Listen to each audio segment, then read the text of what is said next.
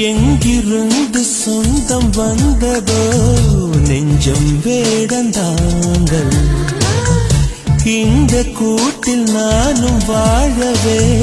கேட்க வேண்டும் நீங்கள்